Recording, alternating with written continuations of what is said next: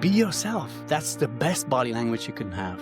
Don't fake it until you make it. Just be you, be natural. And then after half an hour, I say, wait a minute, this is the best detox ever. And I was so happy, in fact, that I didn't have all that social media on my phone. Do remember Rolls Royce, right? Okay. Rational, and obviously left emotional. When can you find out when somebody's cheating on you is you don't ask the question and you watch their behavior. Your partner is your best friend. You have to be able to say everything to your partner. And if that's not the case, probably with the wrong partner. I agree with that. And I had to learn that the hard way. You can't communicate those things if you don't even know what they are. And I think that that's a big problem for most people. Welcome back to the Create with Kate podcast. I have an incredible guest in the virtual studio today.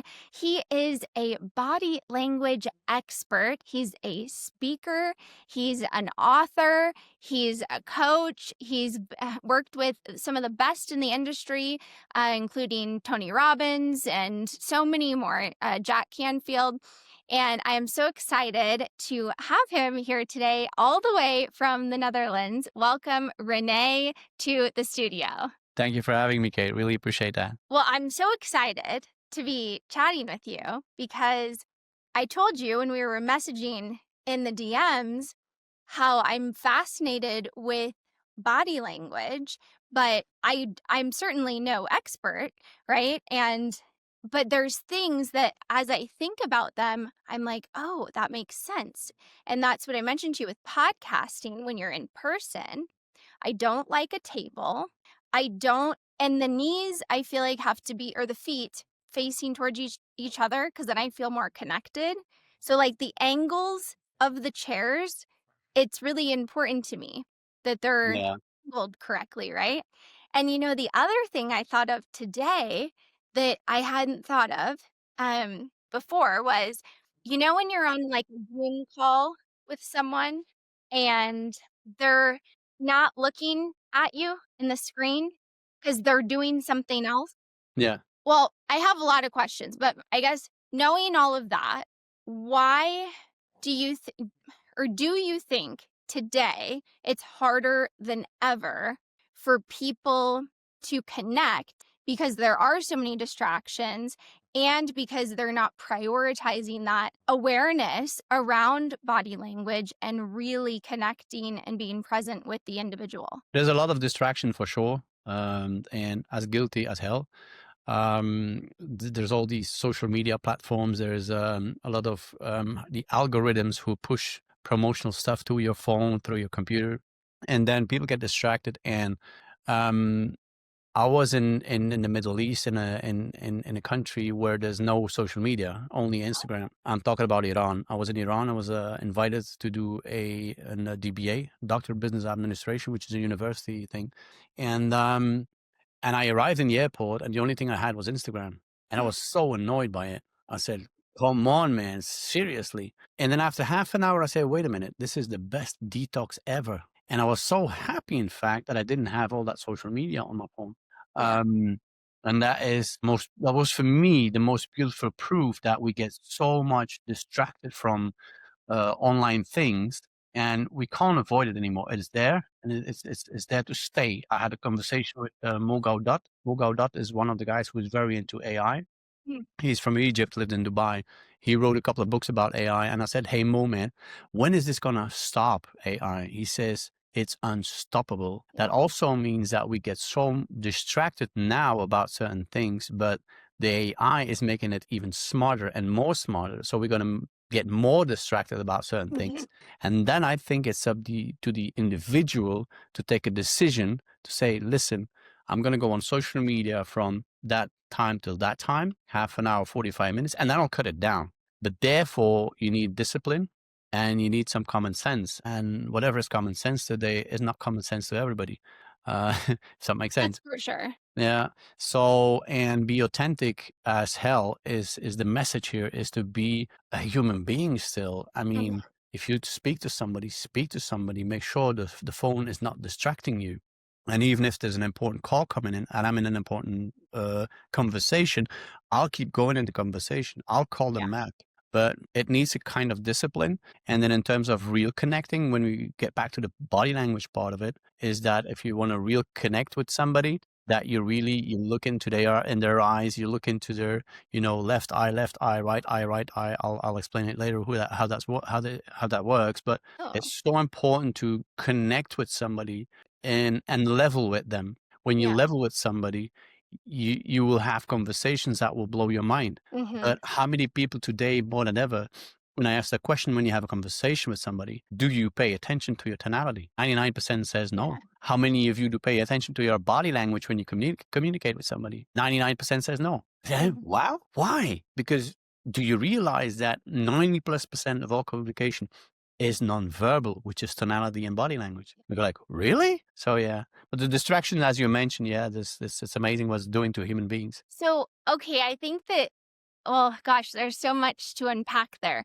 But I agree with you about the distraction, but I also have this new perspective on social media, and I see it through a different lens now. And what is so beautiful to me about social media is like this the fact that I'm even talking to you right now. And Hmm. I met you and I was fascinated to learn more about your story and what you do, and you don't even really post that many videos, but I saw enough which I have questions about that too, but I saw enough to see, oh, he's fascinating. So then when we started to have a conversation in the DMs and you can do the voice notes and you can still have these human connections when used appropriately. And if you use it with the right intention, I think it could be such a beautiful tool. But yes, I think you do have to be disciplined and you have to go into it with the right mindset, because I think so many people are seeking the external validation that they're good enough. And so they show up, and then if they don't receive the likes, the this, the that, whatever, then they feel like they're not enough. And so you can't go into it with the wrong mindset. You have to approach it with the right mindset, the right boundaries, and actually build connections. But in a world of AI, I still believe, because I believe it because it's true. Like I have connections like this all the time, and I think it's really beautiful because like you're in the Netherlands right now. Right now, yes, yeah. Yeah, and Just I'm got in back Las from, Vegas. please. So, Okay. Yeah. I mean, like that's the cool thing about the internet, right? Yeah, absolutely, absolutely. And even So tell me mhm, go ahead. about why you don't make videos. It's not that I don't wanna make videos, is I never thought about it. Mhm. I know it's super important more than ever today, more than ever people are watching videos, and after 20 seconds, my daughter said that after 20 seconds, if it's not interesting, people scroll away. I said, "How After many?" 3 She says, seconds, 20. 3 I said, seconds. "What? Is that correct, or is that I tell all of my coaching clients they have 3 seconds to hook 3 someone. seconds?" Wow. Mhm. Okay. Yeah. Wow. But I never thought about it. I mean, I'm a bit old school as well. Yeah. And, I'm taking, like I don't have an issue with taking videos. I take a video, I'll put the camera on, I'll start videoing. That's not the issue. There's no stage fright or whatever you wanna call it. Sure. It's 'Cause you just speak on stages. absolutely, I've got 6,000, 7,000 people in my room sometimes, so this is Wow. not really the issue. It's more of, yeah, I don't think about it, and I'm, like, being busy with other stuff, and all of a sudden, I meet you and you say, "Hey, why don't you make videos?" I said, "Well, makes sense, right?" Yeah.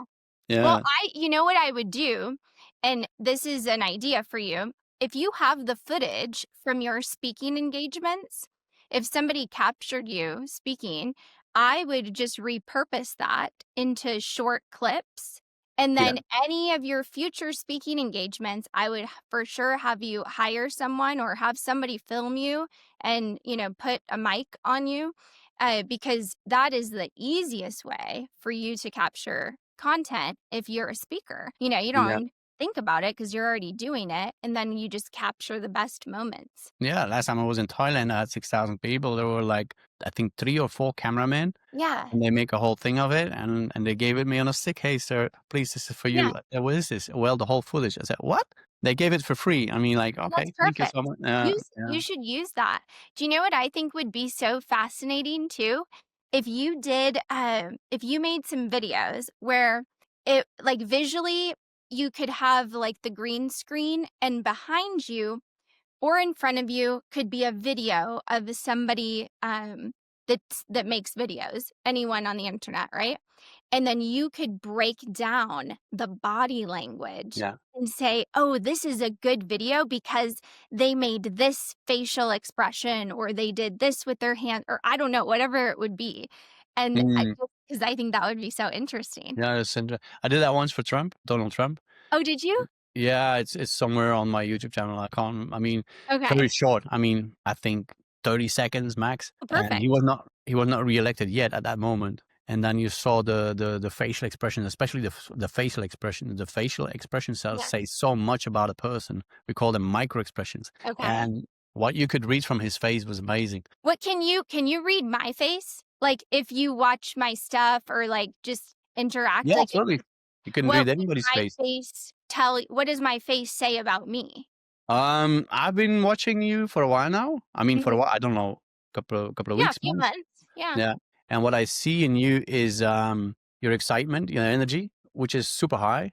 And my question is your energy super high because it's super high? Mhm. Or is there behind that high energy a kind of fear? Ooh. Tell Because me more. sometimes I can hear your voice, like, I call that in English, it's like trembling. Oh, Yeah. really? This is feedback. This is not comment. This is just feedback. No, this is so good. This Yeah. is really good. Okay. But because sometimes people are so excited, and then you have two choices. Either they're like that. I'm like that too. I'm excited Yeah. because I'm super excited. I go through life sometimes too excited. Sometimes people doubt me. They say, is he for real?" Because Yes, me I'm so too. happy and Mhm. joyful. But there's a second way of thinking, and why would I say that to you? Is because sometimes your voice is trembling, and then I Mhm. say, is behind that excitement, is there some kind of fear or something that is keeping you busy? I have no Mhm. idea. Yeah. And sometimes, yeah. No, I think so that's really interesting, and I wonder if like, if you pointed out which video you hear that in, I think or if is it happening right now? Right now, not really, no. Okay. Yeah, show me what video it is, because if it's more recent, I would say that makes sense because I just went out on my own. So I was working for someone for the last couple of years. And then I just started my own business. And so it's been just a few months actually. Yeah. And so yeah, there's probably some fear in there for sure. And maybe Uh, a positive fear. It's a yeah. positive fear. Yeah. It's like, am I gonna make it? Oh, yes, you're Yeah. gonna make it. Am I Yeah. gonna that? Oh, yes, sure you will. Like they Mhm. say in The Secret, right? Consider it done, and so it is. Period. We're gonna make it anyway. But still, there's that little fear inside of you, and I still have it from time to time as well. Yeah. Before I go on a stage and on a big stage, sometimes I go like, "Listen, buddy, you're gonna do some breathing exercises. You're gonna meditate, and then you Yeah. go on stage, and not before." And then I Well, do and that. even your posture too, right?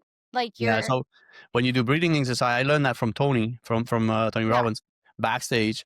The preparations he does before going on stage, for me, that was a huge example. It's the okay, same with Joseph McClendon, who's partnering with Tony Robbins. okay, Joseph, he did the same stuff, like trampolining, breathing exercises, all of these things. And I yeah, learned from the big guys, and I was like, why don't you do that? yeah, And that was actually a very good lesson for me to see what happens backstage and then implement it myself.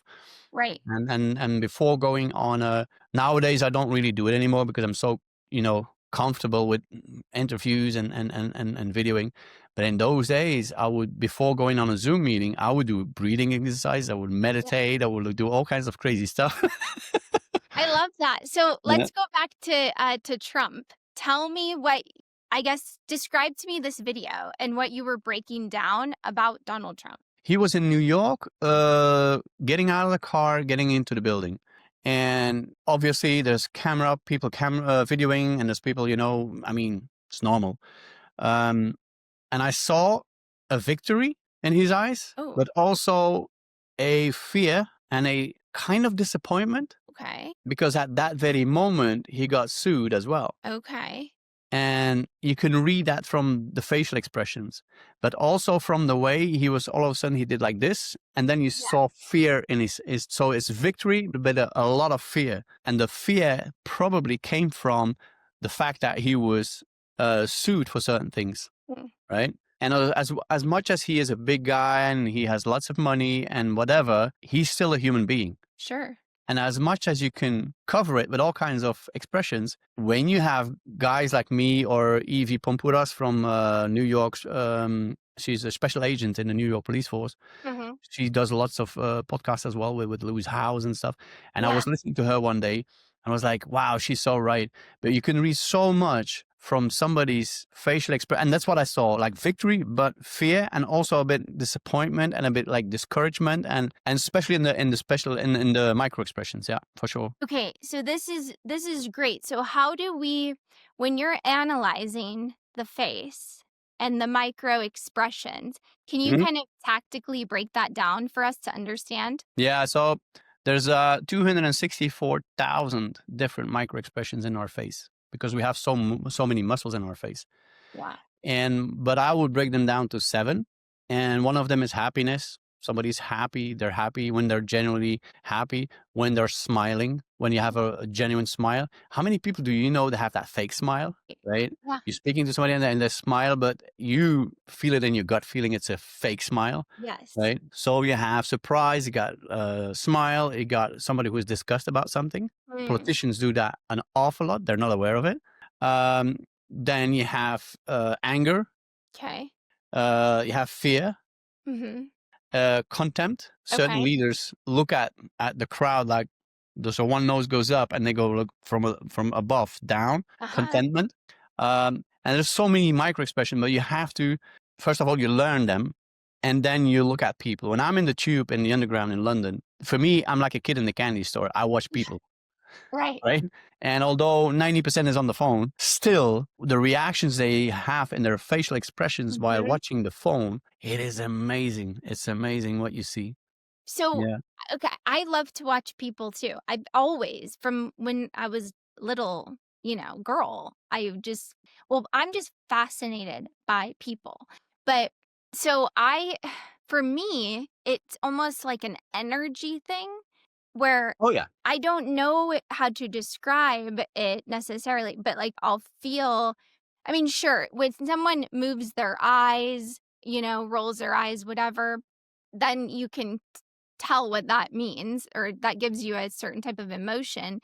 But there's small things. Well, and that's the other thing. Like, what about hands? What do hands say when speaking and communicating? Like, what does Yeah. that That says an awful lot. If I say, "Hey, how are you doing?" or "Hey, how are mean? you doing?" Do you feel the Yeah. difference? Yeah.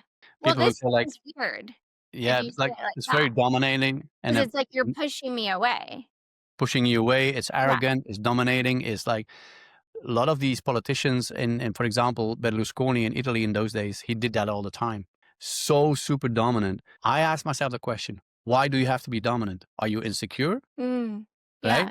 And when you're inviting people and you say, hey, can I ask you a question? You Mhm. with your hands open, you're inviting people. You say, hey, I'm honest. I'm inviting you and can I ask you a question? You're polite. You mean that's what it's all about. Open hands. Mhm. Right? If I remember, Obama did that a lot, open hands. Yeah. He did that an awful lot. But then when I look at Germany in those days, Angela Merkel, she had her hands constantly like that. Like this. That's like your superior. You know exactly what you're talking about. You're so super confident. You have an answer ready for every single freaking question, and you have your Uh-huh. hands like this. And one Uh-huh. day I said to a friend of mine, he was in my course, in my training, and he does a lot of videoing in real estate. And I said, do this and have your hands like this. You're going to appear far more confident on camera. Mm. Now he started exaggerating. And I said, man, you have to stop doing that. You look like a clown. Don't do that. Don't make it an artificial thing. Make sure Yeah. it's natural. Like I do right now. Yeah. Make sure it's natural. Right. Right. And that is something you can learn and you can learn and adapt. I mean, you are probably no longer Kate from 20 years ago. I am not longer Renee from 20 years ago. We adapt, we grow, right? But the most important thing is to remember to stay authentic. And Right. I always have a funny story about that. So when traveling with my car from UK to Belgium, my family's in Belgium, Oh, and I mean my kids, my mom, and I have to go through the channel, the North Sea, with the ferry if okay. I'm by car, right? And I go to the ferry and I have to go through customs because UK is no longer part of Europe. And they go through customs. And one day the guy says, "Hey, man, where you from?" I said, "London." "Okay, where are you heading for?" I'm saying, "I'm going to see my family in Belgium." "Okay, awesome. So what do you do for a living?" I said, "Well, I teach body language in businesses all over the planet." He says, "Wow, that's interesting. What does my body language tell you right now?" Like I said that to me. Yeah. Now you have to realize there's two police officers standing behind him, right? And he says, "What is my body language telling you?" I said, "Sir, you don't want to know." And he goes like, "What do you mean?" And I said, "Be yourself. That's the best body language you can have. Don't fake it until you make it. Just be you. Be Yeah. natural. And you just be you. Don't think about body. Just be yourself." Yeah. Now, at that very moment, those police guys behind him, they start laughing like crazy because he kind of looked like a fool, right? And he takes my passport. He says, "Here, buddy, go." I had so So much fun afterwards. what did But you see though in his body language? he acted completely normal. Nothing special to say about that, because it's not because you read body language, you always have to find something, right? Yeah, Sometimes people are just who they are and that's it. sure. And he acted very normal, but he was not really happy with the fact I told him, "Hey, sir, you don't want to know." Yeah. So it was like, and I I never got in trouble for that. On the contrary. I Um, think it's really tell me a story about, like, I don't know, body language where like, do you have another good one like that where it's not, maybe a surprising one where all I'm right. just trying to think of what I'm trying to say. Yeah, I got a few stories. I mean, Tell me some more stories because 'cause I'm trying to wrap so my it's hard to understand exactly, right, how we can apply this knowledge yeah. to our everyday. So there's somebody calling me in London. Can I have a coaching session with you because I have some issues with my boyfriend and blah blah blah blah. I said, "Yeah, no worries." We make an appointment. I meet the lady in London, and I said, "Okay, what's up? Tell your story." And she started like telling her story. And after like 20, 25 seconds, I said, "Stop." She says, "What?" "Stop. Why are you lying to me?" She says, "What?" I said, "Honestly, if you don't stop lying to me, I'll stop and I'll go home Because I because you're can't. wasting my time. You're wasting your time and especially your money. So we will rewind. Let's forget about the whole thing. Let's rewind and start with the truth." She says, wait a minute. How do you know?" I said, "Man, you called me. You called me for a coaching session. I'm into body language. Duh." And she's, and now it's funny, but in the moment I was super serious about it. I was a little bit angry actually, because, but I mean, don't lie to me. Right. Um, Give me an example, I'll of explain. what I'll you explain. I'll think. explain. Yeah, I'll explain it to you. Okay. So she started all over again and started telling me the truth. And in less than 10 seconds, she started even crying. I said, Oh. "Why are you crying?" She says, "I was so scared to tell you the truth." I said, "Why would you be scared? You're asking for a consultation, for Yeah. a session, and I'm sure I will be able to help you, but you have to be honest. You have to say the things as they are. Otherwise, I can't help you. I Sure. might even give you the wrong advice based on your lies." Mm. Right? And she said, "But how did you find out?" I mean, everybody's so curious about this. Yeah. It's about, we have a right brain and we have a left brain. Okay. Okay. Your left brain is your rational brain. It's connected to your right eye, your rational eye, connected to your right ear and the right part of your body, Okay. diagonally. Now, your right brain is your emotional brain, connected to your left eye, left ear, and the left part of your body. Why is it connected to the opposite part of the body? That's how the body is structured, how it's built. Interesting. Yeah. Okay. This is science. This is not me inventing anything. This is pure Wait, so science. the right one is the emotional side, Connected to your left brain. and your heart is on the left. Uh-huh. So that makes sense because you said that's the emotional side too. You could, yeah. Okay. The thing is, I asked her an emotional question. So when I ask you an emotional question, I assume you're going to come up with an emotional answer, Sure. a memory, something you remember, which is emotional. Now, if you know that your right brain is your emotional brain connected to your left eye, when you have an emotional answer, you will look up left when you answer me. No. Really? Serious? If I have a rational question, let me give you an example. Can I ask you a question for the agenda with this podcast for next week? Can you send me the agenda? How does that work with like a timeline? Could you do that? And then you go to the right and go, yeah, you're going to make a construction of something. Rational, left brain, rational brain, right eye. You look up right. No way. Oh, I'm gonna be thinking about this all day now. I never heard that. So if I ask you, hey, Kate, I remember you telling me your story about your traveling last year in Egypt. How was that? Because I'm going this year. I would like to have some tips and trips from your Uh-huh. your traveling, your trip to Egypt. Can you share me some of that? And then you go like this, yeah, Renee, listen, and you look right. You're making a construction of something you should remember. Yeah. So that means you're lying. Well, I don't say it's a lie. Okay. It's a red flag. Okay.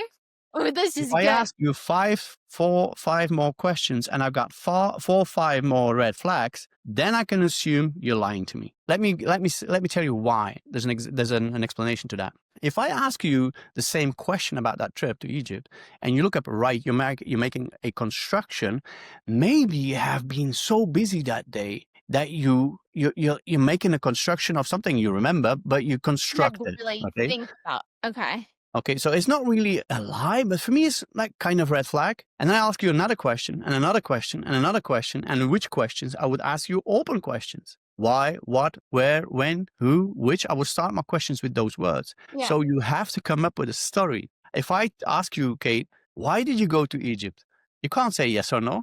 You Well, if have you to come up asked with a me story. that, I've never been there. So I would, You would be honest because you're an honest lady, right? yeah, well, yeah, and I've never been. So I'd say, I don't know. Yeah, but when Yeah. somebody wants to be significant and say, "Oh, you know what? I'm going to play the game." Yeah, our trip to Egypt Oh, you mean like if you're happens. trying to, right? Like, well, what I find, this is really interesting to me now. Now I'm going to really pay attention to this because people ask me a lot of times, like, how do you ask such good questions and how do you get stuff out of your guests on the podcast? And I just say, I'm very curious. And usually I'm going to ask one question, but then it's like based on how they respond, that gives me my next question. I don't go down a list of questions. It's I unravel the layers as Yeah, they're responding, right? So, but some people are afraid to ask tough questions. I think it makes them uncomfortable when I'm just genuinely curious because yeah, I want to know the story. But then on the flip side, I think some people don't tell the truth or they dodge the question. Like, in fact, today, so my boyfriend and I, we met on a podcast and it was 1 year I ago saw today. that. And Okay. And on our podcast, yeah, he was dodging my questions. And you can watch it and you can tell me what you think. But I would ask him a question and then he kind of danced around it with his yeah, response. And so then I would ask it from another angle, right? Because I'm like, well, I still don't have an answer yet. That doesn't, I need an answer for this question. But it was really interesting how he was kind of like trying to maneuver because he wanted to show some vulnerability, but not too much. yeah. Like it was really fascinating to me. I'd be curious to know your thoughts, but yes, just I think most people struggle with the truth. Most people do. So you're okay. So let's go back to this right eye, left eye thing. Keep telling me about this lady because you're also a relationship expert too, correct? They call me an expert. I'm very humble. So Yeah, because I love to talk about yeah. relationships. So But what happens is that I tell it. I talk about left and right, right? mhm, So this is my left part of my body. This is the right part of my body. How does a lady seduce a man? Do you know that? no, They will turn like this, look like this, and show the left part of their neck, which is the most emotional part of the body with a lady. It's the emotional part because it's connected to your right brain, left part of the neck. The neck is the most vulnerable place of your body. So a lady will seduce with it. really. Okay, Okay, I that's one thing. love the left side of my face too. If I take a It's picture, your emotional I'll look place. like this. Uh-huh. It's your That's funny. emotional part. Oh, weird. Yeah. Now the next step in this story is, so we know that the right brain is emotional, left is rational. We know now that the right brain is connected to the left eye, the Yes. left brain connected to the right eye. Now your right eye is your rational eye. I always teach people the following. I say, listen, have you ever seen a Rolls Royce in your life? Most of them say, oh yeah, sure, Rolls Royce. I say, so you know the brand Rolls Royce? I said, yeah, sure. What is the logo of Rolls Royce? RR. RR. Remember that for the rest of your days. Right, rational. Whatever the Okay. brain does, don't worry about the brain. But do remember Rolls Royce. Right, Okay. rational, and obviously left, emotional. So if you know that and you ask questions to somebody and they look up right, they make a construction. right? It's connected to your left brain, your rational brain. If they Mhm. remember something, an emotional thing, it's connected to your left eye, emotional, connect to the emotional brain, the right brain, right? Yeah. Now, if you go one step further and more in depth, what I will do, I will ask you an emotional question and I will show my left part of my body Okay. and ask you an emotional question. And then I have an irrational question, I will show my right part of my body and ask you a rational question. Oh, weird. That is influencing the brain. This is influencing the conversation. And actually, what you do is that you connect the correct brain with the correct brain. If I look with my right eye into your right eye, I Mhm. connect my left brain with your left brain. Which is the emotional. Rational. Rational. No, oh, the left So the side, right, no, but the brain, that's where I'm getting confused because what is Rolls Royce again? right is rational. What Yes. is right rational? The RR. eye. The eye. The Yeah. eye. Wait. That's why I said forget about the brain. Just remember the eye. Okay. Right, Forget brain. rational, Rolls Royce. Okay. Okay. You had me thinking of the body because it's the opposite on the body, right? Body is the same as the eye. Okay. So It's the right brain. rational and Okay. down. Okay. Left emotional and down. Okay. Okay. So I'll ask you an emotional question within a conversation and about, the podcast and the future of Las Vegas and America and Donald Trump and we have a chat. I said, listen, Kate, can I ask you a question? I would like to ask you a question. Mhm. I will look with my left eye into your left eye. I will Okay. ask you an emotional question because I Okay. will connect my right brain with your right brain. Yeah. Because so many people say, hey, I explained that person so many times this thing and I still don't get it. Yes. Well, you're probably not connecting in the right way.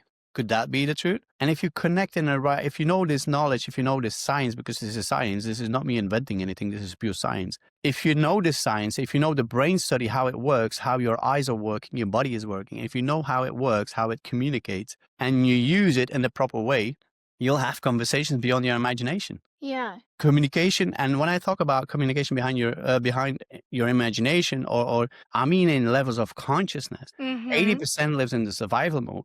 The higher Yes. you go, the less people, but the higher the quality of the conversation and the higher the quality of the answers. I had a Yes. conversation about that with Jack Canfield in London about levels Oh, of yeah, I consciousness. love him. Yeah, we met a couple of times. We had lunch together and stuff, and it's amazing. He's an amazing person, an amazing individual, Yeah. Jack Canfield. And we had a conversation about levels of consciousness. The higher you go, it's like a pyramid. The less people. Mhm. However, the higher the quality of the conversations, the higher the quality of the outcomes and the results, et cetera, et cetera, et cetera. Now, if you know how to communicate with looking with your left eye and the left eye, ask an emotional question, you connect the right with the right brain. Yeah. Or I connect my right eye with your right eye and ask a rational question. I connect my Yeah. left brain with your left brain. The outcome of that conversation will be from a far more higher level of consciousness. That is just fascinating. I, I'm wa- I like think I was thought you were going to say, that's too much.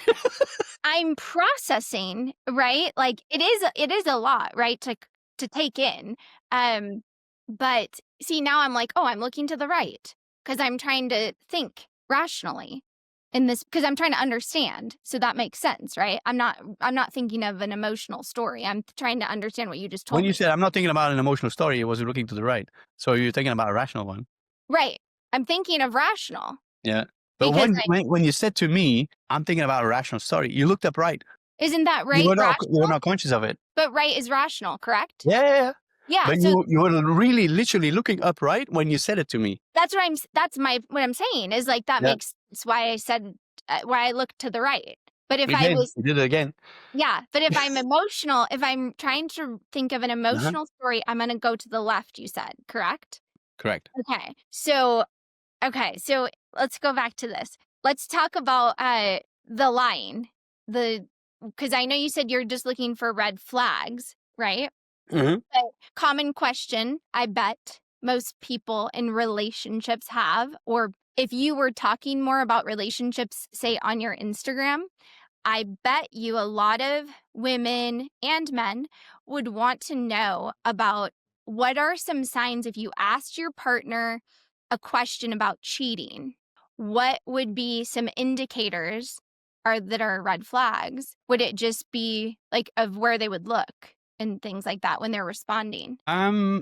First of all, I would never ask the question to my partner because I know the answer up front. It's going to be, oh no, I don't cheat. Mhm. So you would never ask So that? can you imagine a parent has a little kid And you hear that very often on the beaches or somewhere else, and the kid did something completely stupid. They broke something, and then the parent says, I mean, this is a lower level of consciousness person, but Yeah. you really want me to smack you? Mm-hmm. Does the kid says, oh yes, mommy, smack me? No, it says, no, no, no, no, please don't. Yeah. I never heard a kid say, oh yes, mommy, please, I want more. No, but it's the same. It's a bit silly example, Yeah. but it's the same in relationship. If you ask your partner, hey, are you cheating on me? What will the answer be? No. And that is when the reptile brain kicks in. Okay. We all have a brain, right? And we have a reptile brain. A little part of the brain is called the reptile brain. And the reptile brain is the oldest part of the brain in a human being. And it's that oldest part of the brain that is always looking for danger. Mm. When danger happens, the reptile brain kicks in and a defense mechanism gets into place. So Okay. when I ask my partner, I mean, I'm single in the moment, but if I would ask my partner, hey, are you cheating on me? Or I sense something. Is everything okay with you? Or is there anything, what that reptile brain kicks in, defense mechanism. Oh no, it's all good. And it's cheating. Come on, where do you get that from? When can you find out when somebody's cheating on you? Is you don't ask the question and you watch their behavior. Okay. For example, my phone, if I have a partner, I can leave my phone on the table. And if the phone would go off, I would say, hey, would you pick up because I'm like busy with something? Mm-hmm. And then they will scroll through my stuff and we're like, yeah, go ahead, please. If you don't have anything to cover or if you don't have any secrets, Yeah. problem solved. Yeah. It's the same with the wallet. My wallet is on the table. And if you take money out of my wallet, please let me know because in an hour's time and I'm in the shop and I'm thinking I'll still have $20, but you took it out of my wallet. Mm-hmm. So just inform me that you took money out of my wallet. But my wallet, my phone, everything is there. Want to check it? Yeah. Check it out. Don't worry. So you're saying if someone was protective of the phone, let's just say, that would be an indicator, because that's a hot topic of discussion too on the internet, is like, should your partner have your passwords and that kind of Why thing? not? I think it shouldn't. Yeah, you shouldn't have anything to hide. But I guess I'd never asked for Because you the have trust. information because I have trust. Yeah. Exactly. I mean, if I want to check my phone, please check it. But Yeah. if my partner would say, "Here, this is my code to get into my phone. Please have it." And if just in case of emergency, so you can go through my phone, I will say, "Oh, thank you," I will put it away. But I Mhm. will never go through her phone. I will not Yeah. do that out of respect and out of trust. If you Right. trust somebody, that's 100% thing. It's like a woman; she's pregnant or she's not. You have 100% trust or you don't. It's a Mhm. black and white thing, in my belief. Yeah. When I never met a woman who's a little bit pregnant. Right. She is Yeah. or She's she's not. either pregnant or she's not. I mean, Yeah. pretty. That's so interesting. So, how else in relationships can we apply the science of body language and understanding, having this like level of awareness? How can we apply that to have like better relationships? Because what do you find when you're coaching couples? What do you find are the most common challenges around communication? Communication as a whole. People communicate less and less and less. A lot of people are consumed by their job, Mm, consumed by their phone, consumed by social media. And for me, the first rule is communicate with each other. And if you have the time or you want to invest in this, spend 2 days with me. I'll show you body language 2 days in a row, and yeah. then apply it with each other. Okay. I had a couple and very nice couple, and the lady said, I want a coaching session with you about my relationship because it's not going the right way. I said, okay, no problem. And they were married, right? When there's just a boyfriend, I will have the lady or the guy single on their own. But when Hmm. it's a couple who's married, I want to see both of them. If they can't show Hmm. up both together, it's a no coaching session. I'm sorry, Yeah. you're not welcome. And she says, yes, but this and that. I said, listen, you both have to be here so I can listen to your version and to his version. And they did that. And the only thing I found out was there's no communication. You Yeah. have to communicate with each other. I got people, participants that say, hey, can I ask you a question, Renee? Can I use body language for everything? And I said, like, sure. Do know one thing though, karma can be very ugly. Yeah. And they go, oh, I said, and if you go home and we're talking about your partner, make sure to next time to have her here as well. Hmm. So you're speaking the same language. And if not, go home and talk about it openly with your partner, hey, I Mhm. went through that body language thing and I learned this and I learned that. Why don't we apply it together? Look me in the left eye. I'll look into your left eye. We'll connect the right brain with the right brain. Let's have a conversation about this. And that is what I call communication Yeah. with your partner. I know we're all consumed by all kinds of things and distracted by all kinds of things, but communication in a relationship is the most important. I had a lady that wanted a consultation. In the end, I said to her, listen, whatever you told me, did you ever tell that to your partner? Mhm. She said, no. Oh my God, I wouldn't dare do that. I said, Ugh. why not? Tell me why not? Your partner is your best friend. You have to be able to say everything to your partner. And if that's not the case, you're probably with the wrong partner. I agree with that, and I had to learn that the hard way myself. I mean, I find I like to talk about these subjects because it frustrates me, that we don't teach a lot of this in school.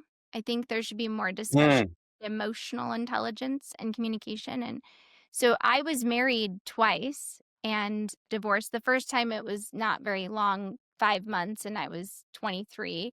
The second time was 10 years, and had I known how to had I known how to understand myself and really accept myself, I would have known how to communicate more effectively my wants, desires, my values. But you can't communicate those things if you don't even know what they are. And I think that that's a big problem for most people. And so you get in these relationships and you want to communicate, but you don't even really know how because you don't even know Mm. who you are. And so I believe this is why so many people end up in divorce because first problem is you don't know yourself. And then the second problem is you don't know how to communicate. You don't have the communication skills. People avoid conflict. And what I have learned is conflict isn't bad. It's perfectly fine to talk about things and to have conflict and then to resolve it. But the worst thing, and what I did for most of my life, I mean, I didn't learn this until I was like 35. I'm about to be 38, and I would just avoid. You're 27, by the way. Oh, thank you. I would just avoid, you know? So, Yeah. and everyone avoids, right? Yeah. True. Because they're scared or they don't even know how to say it. The first thing I teach always in my training is that I have a question. Who are you? You go, Mm. huh? And don't tell me you're a mechanic or you're a waiter or you're a teacher who are you? Mhm, Huh? What are you talking about? I said, do you really know who you are? Are you an mhm. extrovert, introvert? Are you a team player or a solo player? Are you rational? Are you emotional? Are you very active or are you rather calm and soft? Who are you? And they go like, huh?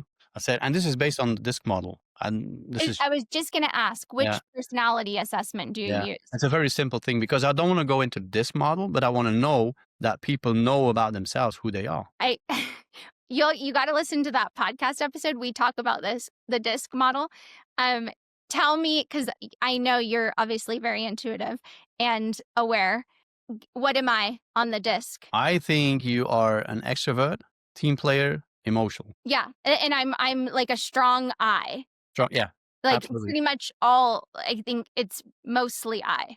And then I think, D is my secondary one. Okay. Yeah. Yeah, is.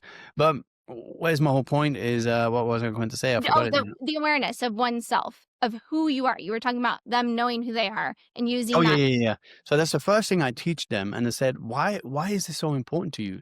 I said, "If you know the questions you're asking yourself to find out who you are, then you Mhm. can use the same questions to ask somebody else to find out who they are." Right. So I'm an extrovert myself as well. I'm very team player-ish, whatever, but I'm very active and fast. I won't say I'm having ADHD, but it's like a low percentage of it. Very active on today or that. When Uh-huh. should it happen? Yesterday.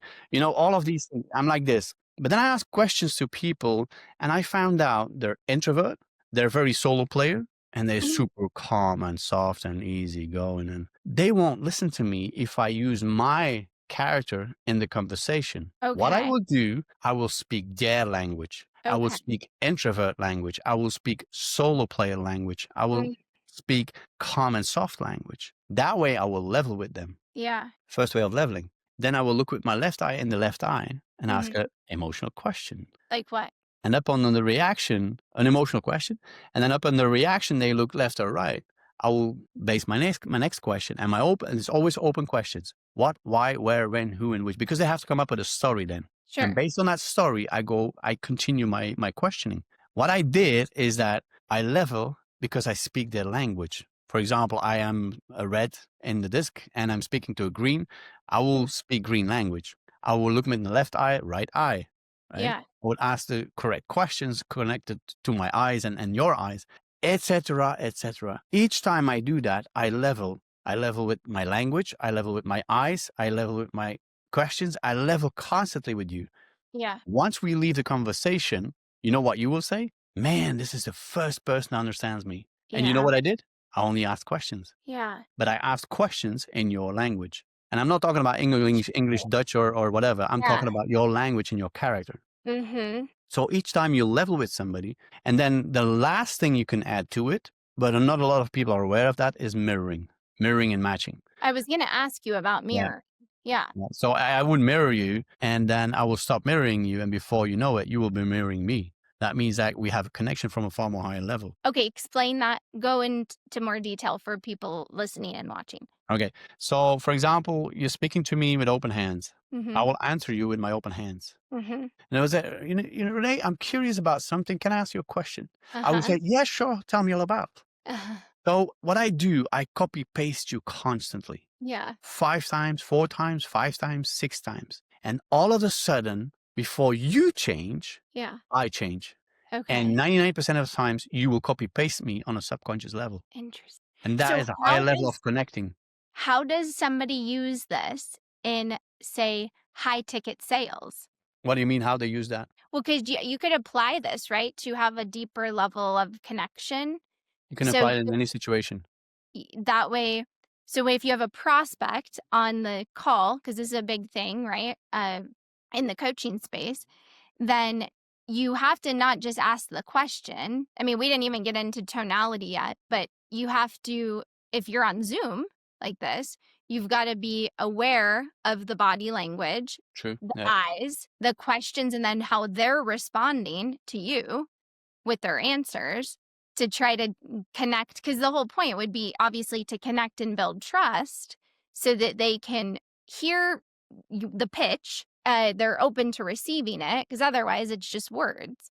There's a basic principle you have to understand, and especially through online meetings, is that it's not about you, it's about the person you're talking to. Mhm. That's the first principle you have to understand. It's not about us as a speaker, it's about the one who is listening to you. Yeah. The second principle is ask open questions. So people have to come up with a story. And when people can do the talking, they get significant. That is one of the 6 basic human needs Mhm. from Tony Robbins, significance. Significance. Yeah, so they get significant, and that is a building up of trust. Okay. Mhm. And then at the end, you use subliminal messages. For example, I would tell you, hey, man, can I ask you a question? When is the right time to take a decision right now? Most people say, oh, right now. Because you just said it. Yeah. When is the right time to make a Subliminal decision? Right messages, now. right? Right now. Yeah. Yeah. So, so if you know this, the only thing you have to do is apply it. Yeah. But if I ask you in a Zoom call, can I ask you a question? I don't know if you pay attention, but I'm showing my left side now, and I look with my eye in my left eye into your left eye, and it's very hard to see that through a Zoom call or this system. The Uh-huh. thing is, though, on a subconscious level, you'll feel it. No, I feel the difference when you do that versus when you go to the other side. Yeah. I But feel then let's take the contract and sign it right now. When is the right time to take a decision right now? I so think it's I right now, don't right? like that one as much. It is how this is selling from a different level.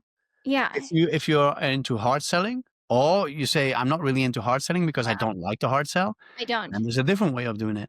Yeah. But it's always, if you apply body language in the correct way, looking with the correct eye in the correct eye, asking the correct questions, emotional question, rational question, looking emotional left, rational right, Yeah. and then you add a little subliminal messages to it, I guarantee your sales will go through the roof. So, okay, this is good. Yeah. No, this is very good. Tell me though, and I know I want to make this obviously about the viewer who is listening and you, but I think this is a problem many people have. including myself. I am, I would say, or people refer to me as like a master connector, right? Like I can Mhm. just connect and I can build relationships like there's no tomorrow. I just love it, right? But that doesn't make you a good salesperson. Just because people love you doesn't mean they're going to buy from you. And I've learned this. And so, what advice would you give to someone just like me who everybody loves, everybody wants to pick their brain, right? Like that's a common term.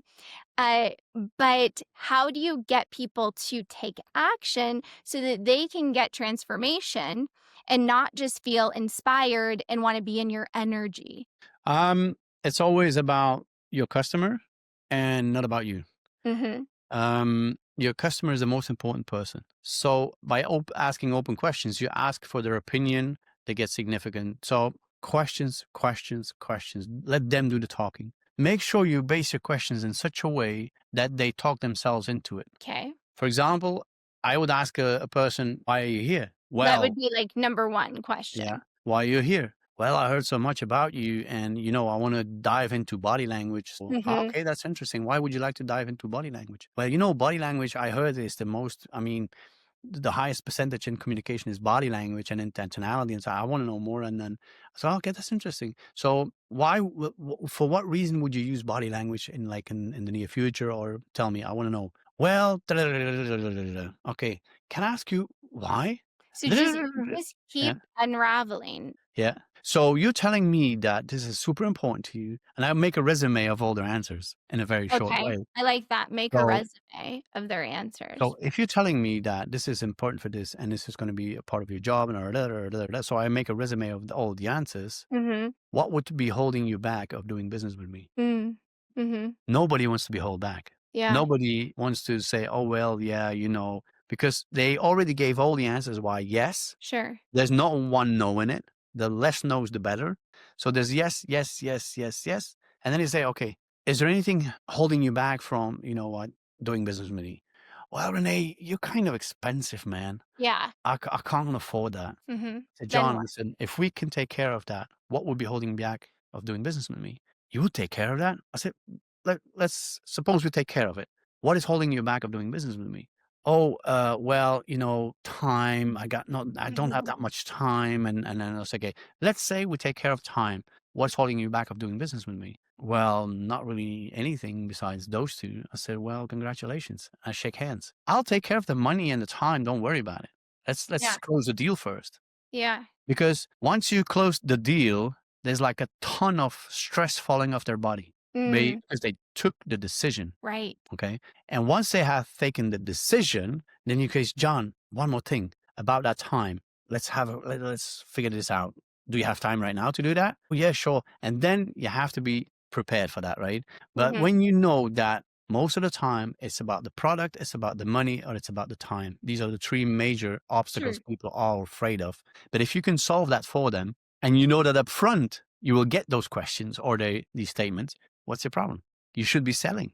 But I always will say, hey, let's say we take care of that. What's holding you back? Yeah. And after 3, 4 things, you go like, oh, well, not really anything. I was like, congratulations, we're in business. Yeah. And once a hand is shaken, there's no way back. And Mm-hmm. then at the same moment, I said, John, listen, I have the paperwork ready here. Let's fill it in. Let's sign. And then we'll have a cup of coffee and then we'll handle the money thing and the time thing. We go like, Yeah. oh, wow. Oh, yeah. And because you're not saying no to them, we can't handle this. No, you say, we'll handle this for you.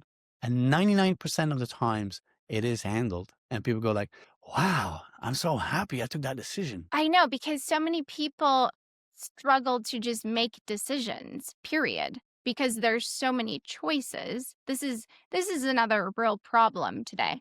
And I have never really struggled with this problem of decision making. In fact, some people would say maybe that I'm reckless because I make decisions so quickly and off of I say intuition. Some might say that I'm like everyone that makes a decision, it's an emotional decision, right? When you're buying. Mm. But Yeah. a lot of people say I'm extreme emotion, right? Like and not as much logic. But what I mean, you can always learn from every decision that you make. So to me, the worst thing you could do is just not make a decision. That's the worst decision. Yes. Mm. is just do nothing or like keep contemplating. I think like that's the worst suffering is if someone's just in contemplation mode. Like I can't, I mean, I work with people on how to show up on camera, how to be authentic, how to be vulnerable, all those things and show up consistently. That so many people. I mean, it I is was mm, shocking how many I was people. I was was reading a book from Zig Ziglar about Mhm. don't remember the title. I got like a full library of books, but what I remember it was Zig Ziglar, and he said you have to make sure people are already in that situation. For Mhm. example, you're selling a house. Can you see yourself, man? Look at this. This is your office, and you'll have your swimming pool over there, Yeah. and then we'll make sure you got a barbecue over there for you and your family. And you make them already. It's like it's already theirs. They have to imagine it. Yeah. Yeah. And in Uh, sales, it doesn't matter what you sell. If I sell a body language course or a training, I would say, can you imagine that you are communicating with somebody and your mm, results are so positive and like having an enhancement of 60 or 70 or 80% just by the fact that you know how to read body language? How mm, would that make you feel, John? Tell me. yeah. And then I zip it because people don't like silence, right? Yeah. And then body language is a big one. You zip it and you listen and you watch. Mhm. It's like the three monkeys. You know the three monkeys? The hear, no, see, no, that Yeah. one? Yeah. Yeah. Well, that's what you should use when you read body language. You Mm, watch, you listen, and you zip it. And that's how it works. And then you say, "Hey, John, can you imagine if you would use body language in a proper way? The way I will teach you, I will guide you in this. You're not mhm. alone in this field. I'll be there for you. How would that make you feel if you can like increase your sales with 60%? What Yeah. would that do for you? Tell me, John. I want to know now. Tell me, 60%. What do you have? 10,000 a month? Let's say all of a sudden you got 20,000 a month. What would you do with the extra 10,000? Mhm. Tell me. And then zip it. Yeah. And then watch their body language, watch the micro expressions and listen to what they have to say. And it is incredible how that works. You have to make Yeah. sure that people start imagining themselves already in that situation. It's the same with relationships. I had a conversation with a very dear friend of mine, and she's from Romania and was born in Romania, raised in Canada, and continued in London. Lives now in Greece. An amazing, I mean, traveling and doing all kinds of crazy stuff. Yeah. And she said, Renee, why don't you stay on your own for a while, single, and find out who you are? I That's said, what? She says, yeah. I said, what do you mean? She says, stay at least single till your birthday. And that was the month of April. My birthday's in November. I said, you know what? I said, you got yourself a deal. I'll stay single. yeah. And I'm still single by the way. So because I found out When is so your many birthday? things. Please? When November is your November what? 20th. 20th? Okay. I just like birthdays, so I just Oh, like okay, okay, okay. I'm a okay. Scorpio, ascendant Scorpio. I'm a full Scorpio. So I have um a few friends that have that same birthday, actually. Yeah. okay. Yeah. So, okay, so tell me more. I'm very interested in what you have to say about this now. Yeah. So I say I'll stay single. I will stay single and you got yourself a deal. And I found out so many things about myself. Mhm. So many beautiful things being single. So now, were you married? I mean, you will relate. I was married twice, divorced twice. Okay. And you have children? I've got four of them. Okay. I mean, my oldest is 36. Oh, Um, wow, really? Okay. oh So yeah, wait, I'm how 27, yeah. and So, no, but this is great. Okay. So you're 'cause then you I mean, however old you are, you have a lot of experience. So were you not single much before? I had the tendency to jump from relationship to relationship. Yeah. I'm going to be honest with it, Mhm. Me too. and that was not a good thing. Mm-mm. Um, and from the so I'm talking about the periods from my divorce, 2018. I was Okay. divorced in April 18, and then till COVID, I was in a couple of relationships that didn't work out properly. There was always Yeah. something going on. I was like, you know what, done. And then I had that conversation, Mhm. and I said, okay, listen. And I was in Vegas, by the way, when that happened. Oh, It was in I can't remember. I mean, it was in Vegas. I yeah, was there somewhere. for a summit, and I was in 20 end of 23 somewhere in Okay. October, November 23. And it's amazing. I took that decision to stay single, found out so many things. And then I found out through a podcast is that write down who your partner is. Mhm. So I wrote down 15, 16 sentences. My partner is a non-smoker, for example, Mhm. non-negotiable, right? Right. My partner is an entrepreneur, Mhm. non-negotiable. my partner is, my partner is, my partner is. And then through that podcast, I said, so once you have all of these sentences written down, live like that. Because in that way, you're going to create an energy and a vibration on a certain frequency and you'll attract that person. I said, interesting. So I did that already a while ago now. Uh-huh. And I do have to admit my values are very high.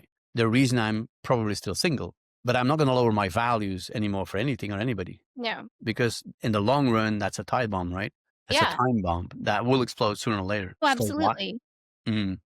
But So this I is love that you said this. yeah, and it's not about me. It's about Yeah, for all those who are watching and listening. It's never lower your values. If you have high values, man, praise the Lord, keep them, you but should. never lower your values for anything or anybody. And that's why I did what I did, and now I'm looking forward to sooner or later meet somebody. I'm open for it, but once we have a conversation, the first thing we do is have conversations. Nothing else than conversations, Yes. Yes. right? This, that, data, that, Mhm. data, data, You can you continue. can go to the next level. Right. But you have to have the difficult conversation Yeah. right away, I say. And I have good news for you because I did this same exact thing that you did. Okay. Same thing. And I was single for a year and it was very intentional. And I wrote down the list and my list was pretty long actually. Uh and then a year ago, it's just so funny how everything's connected. So a year Mm. I did the podcast with my current boyfriend, and he had a list as well. On our first date, he showed me his list, I showed him my list. It was a description of each other. I mean, Wow. it was, like, perfect, Wow. right? Yeah. So many people told me, "That list, you're never gonna find anyone. You know, you're 36" or no, how old was I then? "You're 37 years old, and, like, divorced twice with kids, like, you think you're gonna find that? Good luck." Like, I Mm. I said, "But that's okay. If I don't find it, then I'm okay being alone because I already know what it's like to be with the wrong partner. So why would I wanna sacrifice or compromise any To have of" another wrong partner. Yeah. Yeah. I'd rather just then I could just stay alone. Yeah. And you I mean, you have the same belief that I do, which is there are how many there's like 8 billion people out there. You're telling me that I can't attract this perfect person if I'm in the right vibration, the right frequency? Like, come on. Mm. So Yeah, yours is on her way. She's on her way. absolutely. Absolutely. Maybe she's gonna watch this podcast and then reach out. You never Oh, know. like, I'm You gonna never turn know. into a matchmaker now. A Well, okay, dating office. tell me about your program and how people can get involved. The program is I should say it's very simple. You have my name over there, René de Mhm. Koenig.com. That's my Okay. website. So my name.com is my website. And there's a button shop. And if you go to the shop, you have all the possibilities. There's a free presentation as well, 45 Okay. minutes. So you have a first idea what I'm doing and how I do it. Mhm. And then there's the book. I wrote a book. I have it here right now. The Ultimate Guide to Body Language: How to Master the Most Powerful Language on This Planet. Yeah. Love it. Yeah. So it's and it's there's more than 560 pictures in it. Um Okay. And why is that? I was once in London in Victoria Station, and I was like a bit bored out of my mind and said, you know what, there's a library. I'll see if there's something I can buy and read. And to my surprise, I found a book about body language. I said, Hmm. uh-oh, that's mine. I opened up the book, there was not one picture in it. I said, how No, can you explain body language without without a picture? picture. It's Yeah. yeah, I bought it anyway because I was too curious. Yeah. But it is a fact that the book is the beginning. When you say, "Hey, I'm not really into spending too much money because money is a little bit of an issue for me," go and Mhm. buy the book, or go to see the first free presentation in the shop. Okay. Then the book. Then you have the online training. I'm not there. It's a pre-recorded online training, Okay. which is a complete normal thing today more than ever. And then Sure. there's different programs, and also we have different retreats. So I Okay. have one in August in Jamaica, Oh, in Jamaica, and then I have another one in September in Ibiza. It's an island next okay. to Spain. Yeah. Wow. So, and these are all 5, 6 days, and it's not about 5 to 6 days in a row about body language. It's half a day's body language, and the other half of the day, you're gonna explore the island. We don't want to do some meditation. We do some, Mhm. early morning when the sun comes up, or you're on the beach and you have food on the beach. I mean, in Jamaica, we have a team who goes into the sea, comes back with the fish, and barbecue it right in front of your eyes, fresh Wow. out of the sea. Things like that. So we have those retreats. And Yeah. then, yeah, and if people want to know more, they can connect through social media, Yep. on Facebook and Instagram, on LinkedIn. I'm very on to LinkedIn. LinkedIn? Okay. My biggest crowd comes from LinkedIn. Got Okay. 20,000 plus followers on Oh, LinkedIn. yeah. And then on Twitter, also on Medium, also on Tumblr, also on, I'm a Okay. bit everywhere. I mean, and what I would Are you say on is, please, are you on YouTube? on YouTube as well. Yeah. Okay. On YouTube. And if people just Google my name, you can't miss me. And if I'm Yeah. not there, it's because you have a problem with your Wi-Fi. So Or you didn't spell it right. Yeah. Um, yeah. But if you go to so renedekoenig.com, on the bottom of each page, we have all the links to all the social media. And I always say to people in podcasts or in recordings or whatever, ask me a question, I'll answer your question. You're not going to get an invoice or anything. I mean, I'm open for that. I'm Mhm. even on social media, I go to my messenger. Hey, Renee, I got a Yeah. situation. Could you help me out with this? Absolutely, no problem. The only time my invoice is when you go to the online training, the book, or the seminars, right? Or the Okay. mentorship that I do. But otherwise, if you have a question, I mean, feel free. I'm a human being, and I'm open to help people as much as I can. I've been I in lo this for 30 years, Kate. I know well, I would love to see more videos, like I said, of you. Mhm. So and do you have a podcast or not yet?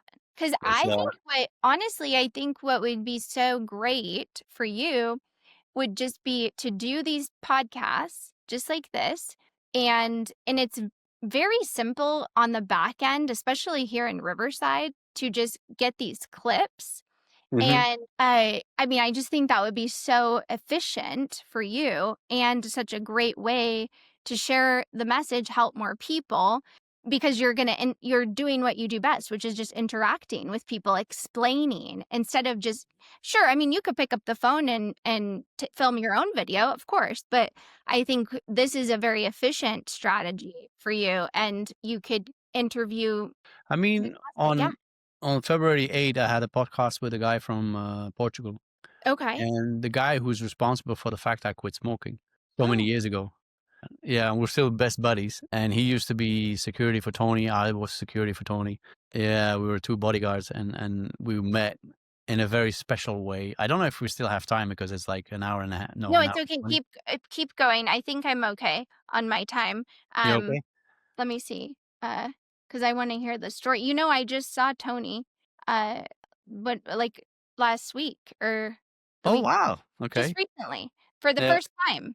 Um, let me look at this real quick. It's a bit of a crazy story. The thing is, if I can, everybody Yes, can. I'm It's I'm good. Okay, tell you're me the good. story. Okay, I'm gonna keep it very short and compact. When I went to school as a kid, I got bullied like crazy. Oh, you did? Yeah, so I went crying home each day. I didn't want to go to school in the morning. I was bullied like you don't want to know. And when I turned 17, I said I'm going to prove myself to the world. I mean, Mm, that I am a good for something because everybody said, "Oh, you're good for nothing. You're not going to make it." Blah blah blah. So yeah, all of these things, a shower of negativity. And I said, you know what? I'm going to join the Navy. So I went home I told everybody. I mean, I'm an extrovert, right? So I told everybody. I said I'm going to be in the Navy here, the Navy there. I mean, and everybody said, Renee, this is not for you. You're not going to make it, man. Who do you think you are? Negativity, so-called friends, as we call them. yeah, And and I joined anyway. And they go, wow, you're so lucky. I said, yeah, whatever. And then I saw people walking around with stars and stripes. And I said, wow, if they can, I can. Okay. And this is what Wayne Dyer and Deepak Chopra had a conversation about synchronizing and manifesting, right? I'm not going to go to in that story, but and I was like going home, extrovert that I am. Hey, man, I'm going to become an officer. I'm going to do this. I'm going to do that. Da, da, da, da. Negativity. And I say, you know mhm, what? Watch me. I'll show you an F off, period. yeah. So I want to keep it nice and clean I here. can I can relate to that sentiment. Yeah. Yeah. So I applied anyway. And Yeah. before I knew it, I was an engineer in building bridges and roads and stuff and in the armed forces. And he said, people said, "Oh man, you got so lucky, man. Oh my God, you're such a lucky guy." I said, "Yeah, sure, whatever." Huh. And then I saw people jumping out of airplanes. I said, "Whoa, this is me. I'm gonna do that." You know, you're 21. You don't know. I mean, you're full of energy, full of. I Yeah. mean, so I applied, and everybody, "Oh, Renee, don't do that. They're gonna throw you. They're gonna throw you in war zone, and you're gonna get killed." And da, da, da, da, da. I said, watch me. I'll show you." And I went anyway. And before I knew it, I was jumping, and I loved it. It was such an adventure, and that's how I look at things, right? Yeah. And I then don't think I would like that, but yes. Okay. one day I was sitting on my on my high knee in an aircraft called C-130 Hercules, these huge, logistic aircrafts where the back opens up and you run and you jump, right? You see a lot of these things in movies. And I was watching the pilot because there's no doors in those aircrafts, right? I was watching the Yeah. pilot and I was like, hmm, if he can, I can. I Mhm. went home. And now I read your body language and it's so I went home. I told everybody, you know what? I'm going to go become a pilot. And, blah, blah, blah, blah, blah, blah. And everybody said, Renee, this is not for you, man. You have to study for that. Yeah. And I said, yeah, that's true. Damn, I didn't think about that one. Because me and studying in those days, I mean, I love studying today, but in those days, me and studying, Yeah. nah, at all. So, and I said, you know what? Watch me. I'll Mhm. show you. Let me do this too. Yeah. A year later, I was flying. The story is not about me. It's about synchronizing, manifesting, and believing that it is possible. After 7 years in the forces, I left the forces and started a company, etc., etc., etc., etc. Now, all of a sudden, there's a guy who says to me, "Hey, Renee, my first book from Tony Robbins was in 1995, 30 years ago. Notes from a friend, a very tiny book.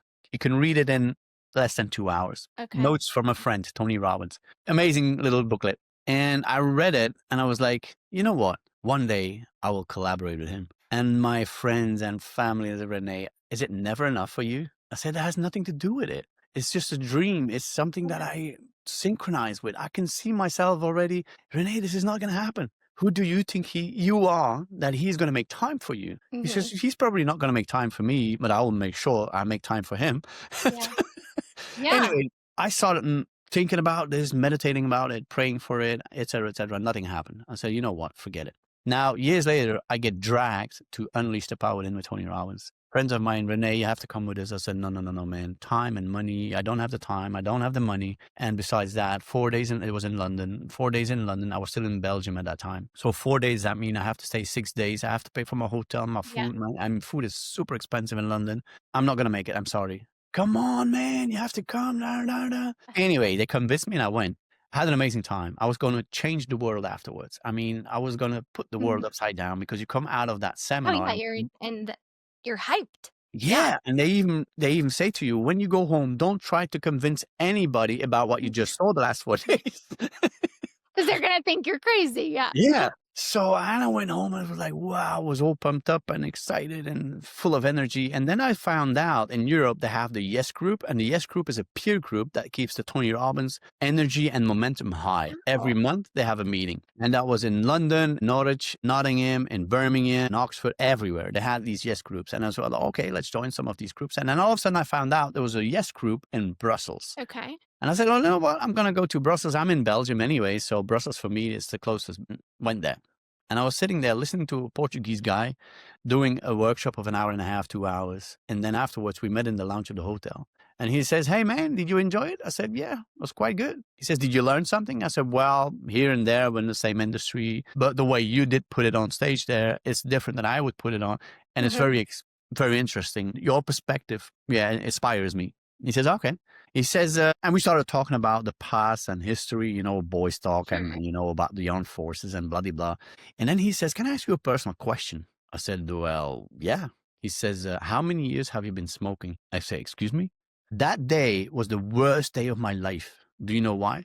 I did not smoke that day. I was so nervous because I promised myself that day I'm not going to smoke because I will be surrounded by coaches and trainers. When they smell I'm smoking, my credit will go down. And that's the mentality in those days. That was the mentality. And I didn't smoke that day. It was the worst day of my life. If you're a smoker, and for Yeah. those who are listening, if you are a smoker, try to smoke not for one day. You'll be super nervous and super Mhm. it's worse than drugs, if you ask me. And he says, how many years have you been smoking? I said, what? How do you know? Yeah. And he says, well, the color of your skin, the way you move, the way you talk, the way, you're probably a smoker, aren't you? I said, well, yeah. He says, how many years? I said, that much, then that many years. He said, wow. He says, how long have you been trying to quit? I said, excuse me? Because she was right. I already tried to quit 6 months. It didn't work for me. I said, Okay. it's not working for me. I'll probably be a smoker for the rest of my days. The good Lord up there has a different part for me, and I accept it. And he said, that is the biggest BS I ever heard in my entire life. If you want to quit, you can. He says, I have an offer for you. You're sorry about the past. Is this true? I said, what are you talking about? He says, the armed forces and this and this and Mm-hmm. that. I said, yeah, that's true. Can you prove this? I said, absolutely. He says, okay, I have something very special for you. You are going to love this. It's an amazing thing. Today, we are 7. Normally, we're 8, so we're missing one. And you are the perfect person for that job. And I was like, wow, okay, what are we talking about? He says, well, buddy, I can't tell you. It's for non-smokers only. And I went ballistic. I said, what the heck are you talking about? So I was so nervous because I could feel it. I have a sense of feeling as well. Mm-hmm. HSP, HSP, so HSP, high sensitive people. I'm Oh, very high sensitive. I can feel things from a yeah. distance. Yes. So, and I knew he had something. I knew it. I could feel it in my Yeah. bones. I said, he has something. And he says, I'm sorry, I can't tell you. It's for non-smokers only. I went home that night, Kate. I promise you, I smoked like a chimney. I was so nervous. I was smelling cigarettes for days. And it took me 3 months. And after 3 months, I said, you know what? Stop being a kid Yeah. and take a decision. Don't take a decision, take the decision. And I took the decision and I said, this is it. I'm done with this. I picked up my phone. I said, hey, Ricardo, it's René from Belgium. And he goes like, hey, brother, hey, buddy, how you doing? I said, I stopped the buddy thing, man. I just want to let you know I quit smoking. Yeah. And he says to me, well, I don't believe you. And I said to him, listen, buddy, when I take a decision, there's no way back. Okay. And I took the Yeah. decision and that's the decision. He says, well, yeah, I don't know. Well, I said, man, come on, seriously. I took the decision and and even if you don't tell me what you have, that decision has been taken. Yeah. He says, okay, I'll send you an email. And he puts the phone down. And I was like, I was going to ask him, what do you have? Okay. So he puts the phone. I tried to call him back. He's not picking up his phone. I said, man, I was so, Mm-hmm. angry with him. And it took him 14 days to send me that email. I said, after a couple of days, I said, you know what? He's playing me, forget it. It's just, he's joking with me and forget it. I Yeah. forget about the whole thing. 14 days later, I get an email, application, subject, application, bodyguard, 20 rounds. I fill in the whole paperwork. I'm not going to go into any details because I'm not allowed to do that. I fill in the whole paperwork. And a month later, I was, on the team. And 2 years later, I said, Tony, thank you so much for the opportunity. He said, thank you so much for your services and also for Sage, because Sage was also part of our detail. I mean, we have to take care Mm-hmm. of Sage, of him, of also from Joseph and stuff. And we had like multiple tasks. And he says, yeah, thank you for your service. So we had a good chat. I left and I started chasing Veronica from Success Resources in Singapore because she was the company hiring Tony to do seminars all over, Europe and stuff. And I said, who else can I connect with that will hire me as a speaker, Yeah. and grow and go international? I chased that lady for a full year. Where she went, I went. Each Wow. time she saw me, oh, my Belgian friend, how you doing? Let's have some coffee.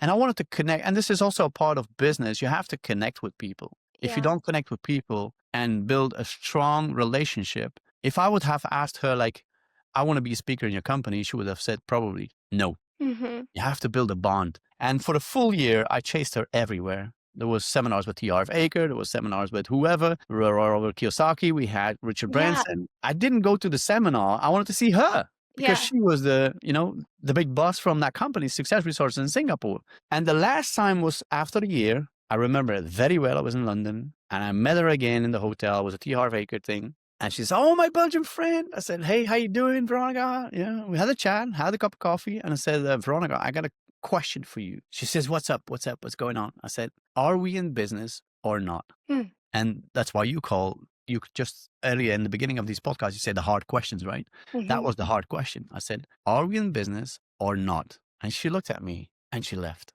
I said, damn, I screwed it. Mm-hmm. Not even a minute later, she was back with her PA. And she says, you know what? You take all the information from René. He's our new speaker on board. And I went like, huh?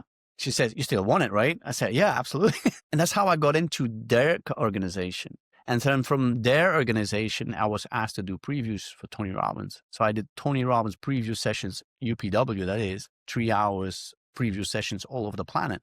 And that was the beginning of an international career. And that was also the beginning of traveling the planet from Brisbane to Sydney to Melbourne to Bangkok to, Middle East. I was in Vegas. I was in Atlanta. I was in Chicago. I was in, name it, I've been there. And thank God, it's not about me again. It's about my whole story from the beginning, going to the Navy till where I am today, is about two things: synchronizing and manifesting. And the most important thing, discipline and believing in it. And when I can, anybody can.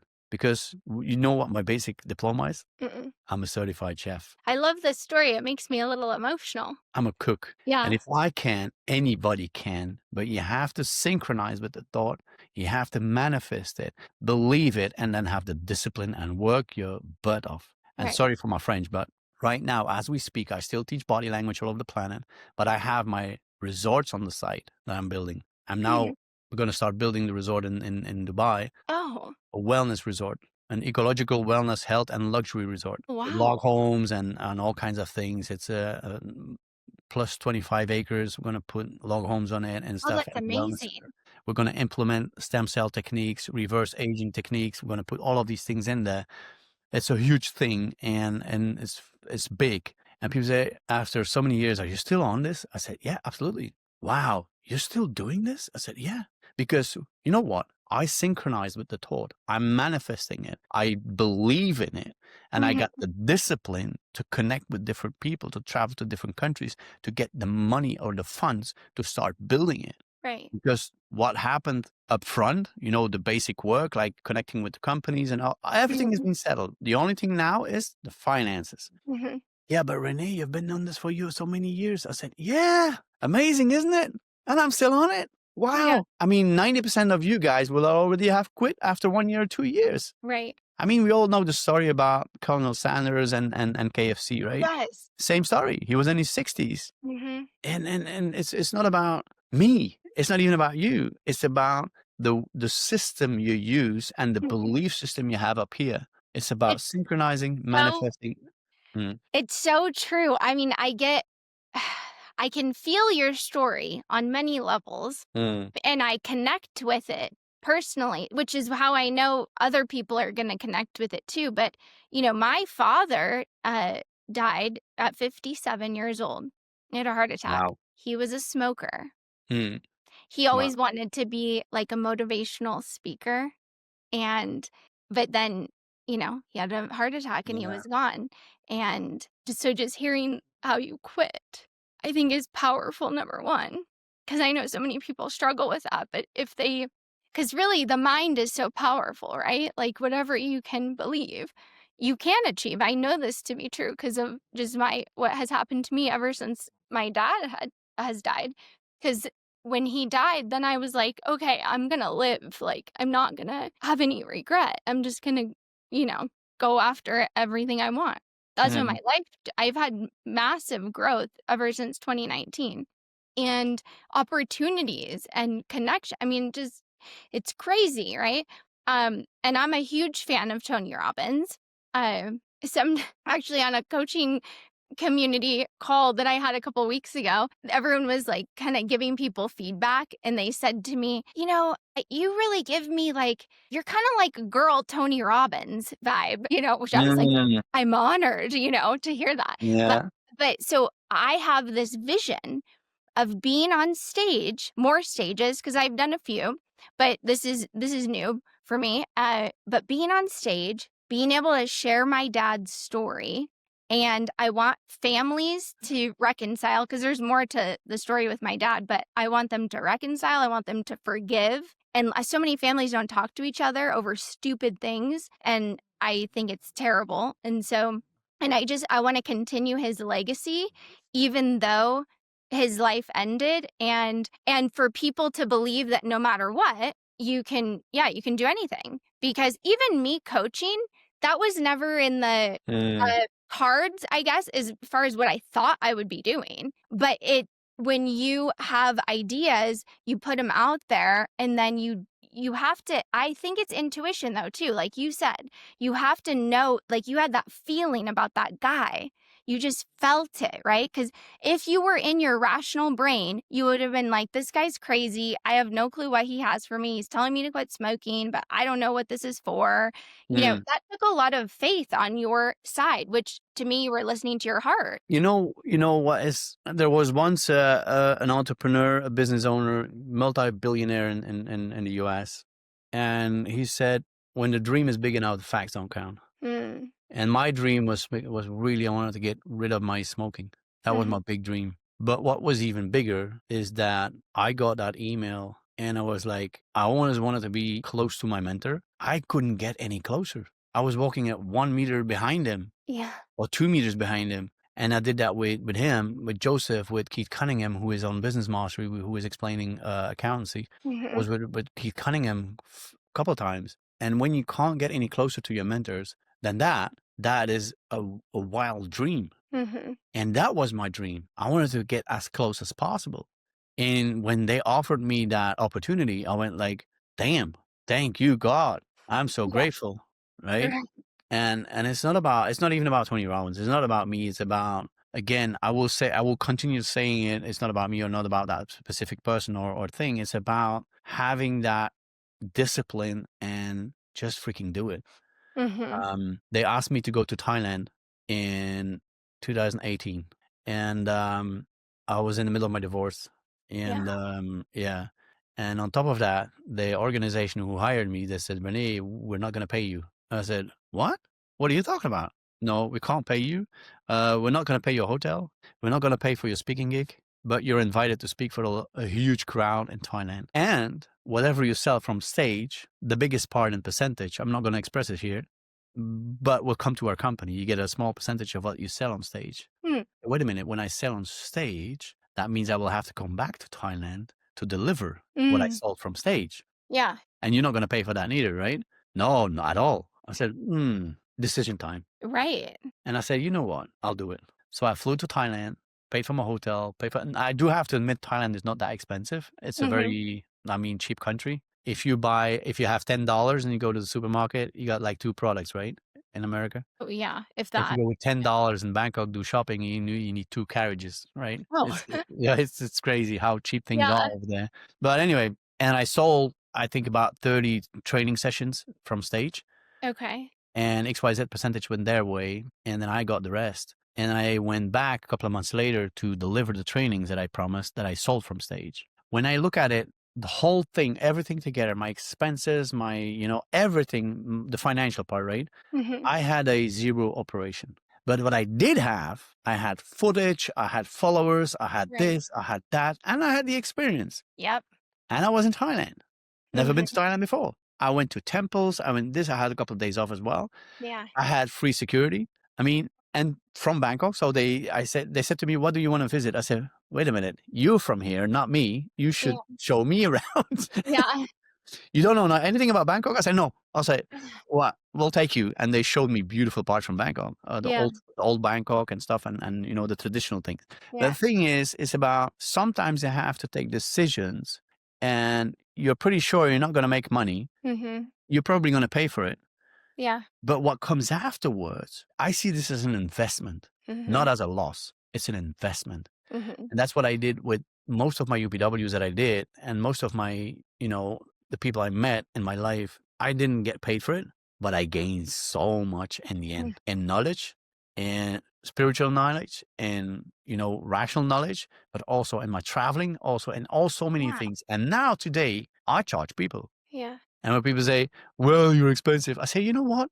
You're right. Call me back when you're ready. You yeah, have a great day," and I put the phone down. yeah, And I can do that now because I mhm, built a basic thing that mhm, allows me now to do it. And I learned so much and I got so much followers now. And it's not about the following. In the end, I look in my wallet, what's going into my wallet, right? mhm, Um, because in certain ways you can be emotional, but you also have to look at the numbers, sure, okay? And which are important too. But yeah, it's about persistence, it's about discipline, it's about taking the risk of investing in yourself, taking the Mhm. risk of traveling on your own expenses, taking the risk of, but in the end, all of these risks together build you as a person Exactly. who you are afterwards. And for me, that was a major lesson. And I'm super, super, super grateful I had that lesson and I took that decision to Yeah. really do it and then now reap the crop. Or how you say that? Reap? Yeah. Right, you're reaping the rewards from, like, Yeah. it's the compound effect of those efforts because Yeah. people, especially today, there's such short-term thinking, and it's not a short-term play. This is a long-term play, Yeah. which is Exactly. why you build the relationships, some people would say it's risky, right? All of these things that you've done. Um, but it all comes back, I believe, to perspective. And so for you, worst case scenario, you just have all this knowledge and experience, and then you never monetize it. But we know that the likelihood of you never monetizing it is that's low because if you have knowledge and experience, people want to pay you for that. True. And so, yeah, I think it's just all perspective. It's all But perspective, and I stick to the same principle: is make sure you synchronize with the thought, mhm. make sure you manifest, and make sure you have the discipline, and make sure to believe in it. And Mhm. as you do those 4 things, I guarantee you things will happen. They will happen for Oh, sure. they will. It's like the Wayne Dyer thing about strawberry ice cream. Oh, I don't know if I've heard this one. And I love He's Wayne Dyer. he was in a conversation in London with, Deepak Chopra, and he said that there's 4 ways of ordering strawberry ice cream. He says the first way is that you get out of your chair, you go to the shop, and you have it. You have your ice cream. Okay. Simple. A more sophisticated action is that you send somebody to do it for you. You Okay. delegate. It's the second way. The third way is the more intriguing way. You're sitting somewhere on a terrace and have a cup of coffee, and you're thinking about, hey, gee, wouldn't it be great to have some strawberry ice cream? Wow, that would be. Mm. And all of a sudden, somebody is tapping on your shoulder. Sir, excuse me, is this your strawberry ice cream? And you go like, what? And you're like, oh my God, that can't be true, right? Yeah. Because you're synchronized with the thought. For example, you're thinking about a person the whole day through. You can't stop thinking about them. They're living on the other side of the country. You didn't see them Then for they 10 call you? years. And all of a sudden, the phone goes off in the Uh-huh. evening. And guess who's on the phone? Them. That Yeah. person. This happens to me all the time. You're sending out frequencies. You send vibrations on frequencies, Yeah. and it's an energy, a vibration. You just send it out. It Yes. will come back to you, whether you like it or not. It does. Yeah. I really believe this. Because it keeps happening to me. I mean, And that's why I'm even talking to you right now. yeah. Yeah, but and he says it's a principle that Carl Jung once explained. He says you synchronize, and the fourth way is when you start manifesting. So you Mhm. synchronize and you manifest, and that's when things start to happening even in the same day. Okay. But you have to believe and you have to have the discipline. Yeah. And you have that thought, and then it happens. He says, I was driving on the highway, on the freeway, and Uh-huh. my wife didn't stop nagging about to fix the back door. The back door was not closing properly, the back door this, the back Yeah. door that. My wife kept on, driving me crazy with this. And one day I will have to fix it, right? And I couldn't stop thinking about that back door. And all of a sudden, there's a small truck driving by. We'll fix your room doors and windows Oh my gosh. in whatever, call this number. He called that number, and his back door was even fixed before he got home. And Wow. that is what that's what we call Yeah. synchronizing with thoughts. And it's crazy when you start doing it like consciously, Uh-huh. you'll be surprised what happens in your life. No, I love it. It's beautiful.